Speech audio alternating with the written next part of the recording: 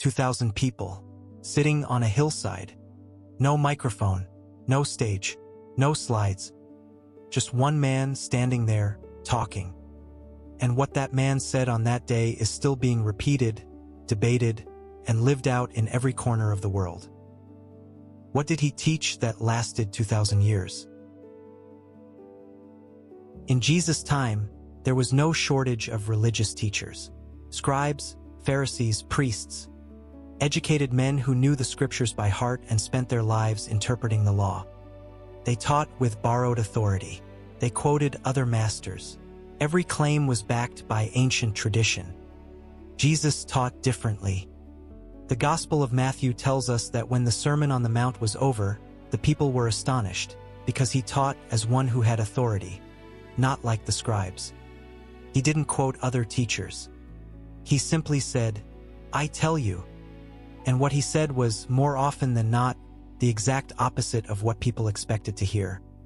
Let's look at the 7 teachings that define his way, one by one. Love your enemies and pray for those who persecute you. Matthew 5 verse 44. This might be the most radical thing Jesus ever said, and the hardest.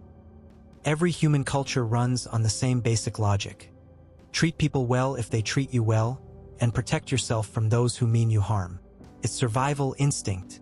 It makes sense. Jesus doesn't ignore that logic.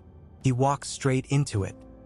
He says that loving people who already love you back, that's not hard. Anyone can do that. What's different, what's transformative, is loving someone who hasn't earned it. Not because you're naive, but because you've decided not to let someone else's hatred shape who you are. Do not judge, or you too will be judged. Matthew 7 verse 1. This line gets quoted a lot, sometimes to shut down any kind of criticism at all. But what Jesus is actually saying is more nuanced than that. He's not saying everything is relative or that right and wrong don't exist. He's pointing at something very human, the tendency to see other people's failures with perfect clarity, while being completely blind to your own. Right after that line, he uses an image that's almost funny.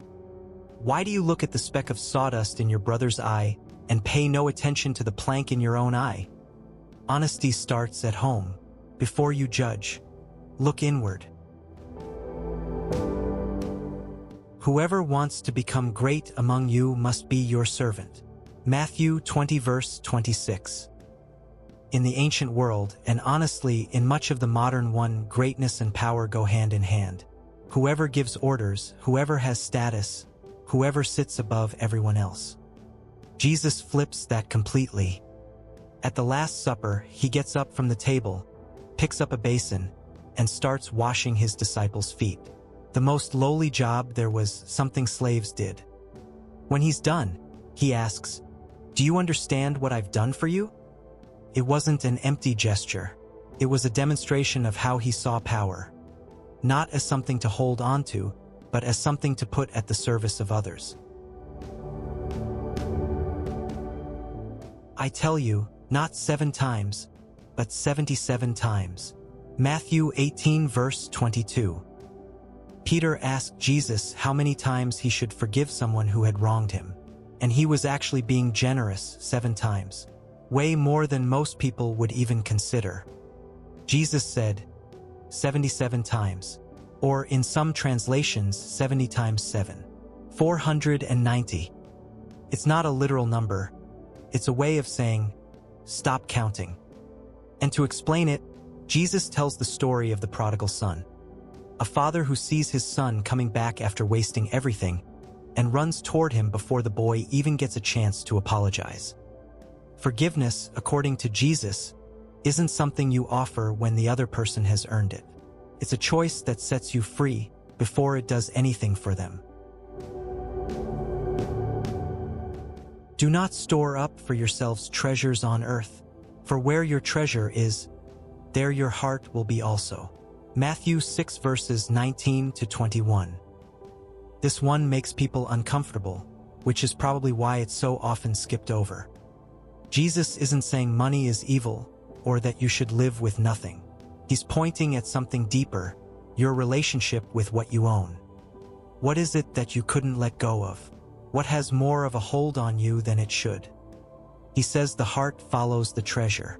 Where you put your energy, your attention, your time, that's where you actually live. And the question this teaching asks is a simple one. Do you own your things, or do they own you? Let the little children come to me, for the kingdom of heaven belongs to such as these. Matthew 19 verse 14. In the ancient world, children had no social standing. No voice, no status, no place in important decisions. At one point, the disciples try to wave off a group of children who are crowding around Jesus. He rebukes them, but the teaching goes further than children. Throughout the Gospels, the little ones are all those society tends to overlook: the poor, the sick, the stranger, the outcast. Jesus says something that turns every idea of importance upside down. Whatever you do for the least of these, you do for me. Caring for those without a voice isn't charity. According to him, it's the whole point.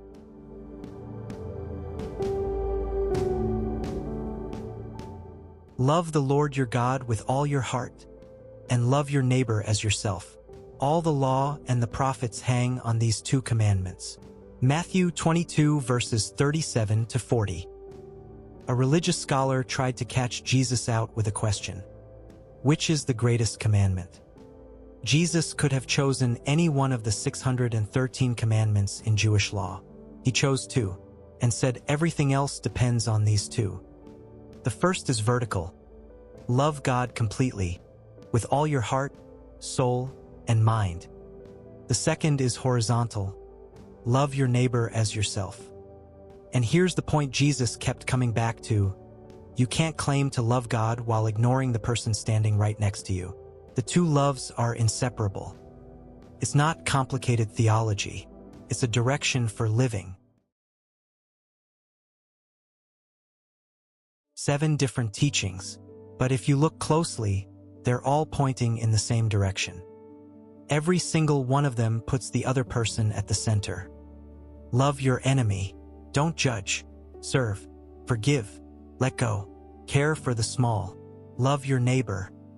At no point does Jesus teach a path of self-improvement for its own sake. How to be better, wealthier, more successful for yourself.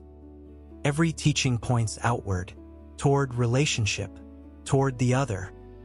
And here's the shift that most people miss when they read these teachings separately.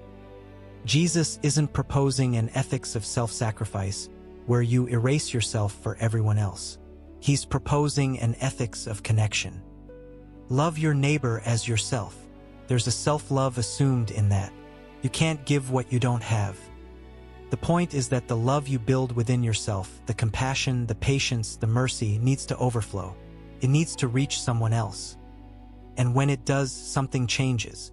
Not just in them, in you too. These teachings aren't meant to be admired from a distance. They're meant to be lived. And when they are, even imperfectly, they change the people around you. That's why they've lasted 2,000 years. You don't have to take on all 7 at once. Nobody does. Not even people who've been trying for decades. But what if you picked one? One teaching, 1 week, one honest attempt. Maybe it's forgiving someone you've been avoiding. Maybe it's catching yourself before you judge someone who irritates you. Maybe it's paying attention to someone small, literally or not, that you've been overlooking. Jesus didn't ask for perfection. He asked for movement. These teachings aren't a checklist of religious obligations. They're an open invitation, no deadline, no requirement to be someone you're not. So here's the question I'll leave with you today. Of the 7 teachings we looked at, which one challenges you the most and why? Sit with that, and if you want, share it in the comments. The hillside went quiet. The crowd moved on. But the words stayed. If you want to keep discovering what Jesus taught and why it still matters, subscribe to the channel. Every episode is one more step along the way. Next time, we're talking about Mary Magdalene, one of the most misunderstood figures in all of Scripture. who she really was, what the Gospels actually say about her, and why her story has been distorted for centuries. See you then.